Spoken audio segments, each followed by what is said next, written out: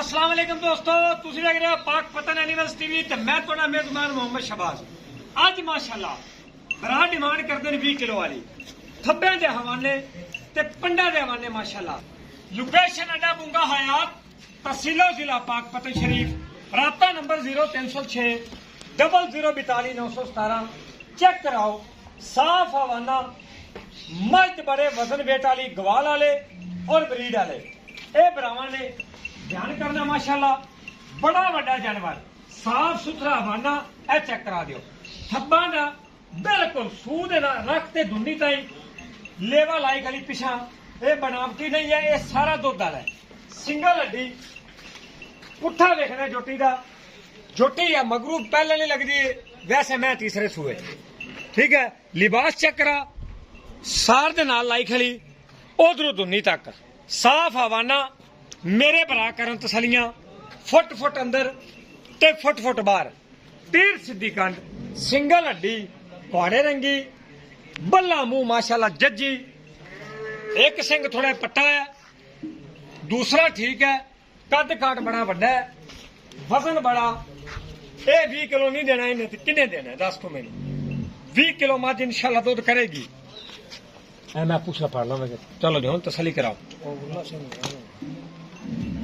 लो जी, अगे पिछे आवाना, चोर ते विखावांगे भरावां नूं, सारियां करावांगे तसलियां। लो जी, एक मिनट अगे आ लवां ते फिर पिछे जावां। जवान मज बड़ी वड्डी, मैं तीसरा वारा सूई हुई। चेक करा दे माशाल्लाह, कमाल की चीज है माशाल्लाह। नस्ल वाली ब्रीड ते जेहड़े भरा काम करते हैं दुध वाले, उन्होंने कॉल करनी है। इस मझ ने 20 किलो नहीं करना तो केड़ी मझ ने करना। लो तसलियां करा दे, कोड़ी दुनी मैं अभी चेक कर ला, नस्ल वाली मैं होवे तो नहीं होती। पैर चेक करवा, इवें तो हाथी दे भी नहीं होंगे। तसली करा,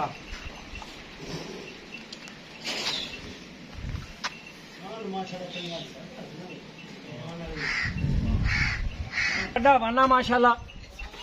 इधर देख, सारा बार 14 तो 15 लीटर इस टाइम दुध मौजूद बोला।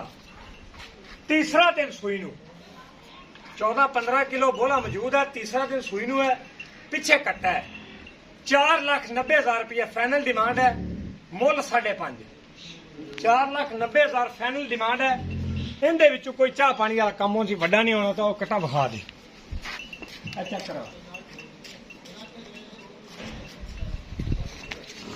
ए कट्टा चेक करो भाई। ए बग्गी मुछ वे कट्टे दी माशाल्लाह, कच्ची सूई, बिल्कुल कच्ची सूई।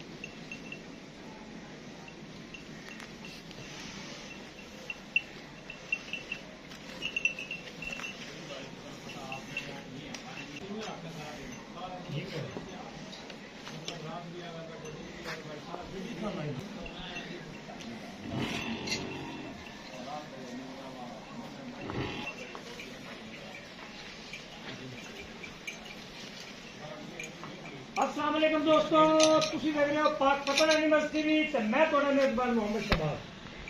आज माशाल्लाह जेड़े भरा डिमांड करते 20 किलो वाली, तीसरा वारा सूई, बड़ी वड्डी मज, सिंगल हड्डी दी मालक, थब्बियां दे हवाने, कच्ची सूई, सिंगल हड्डी भाई राज, सिंगल हड्डी दी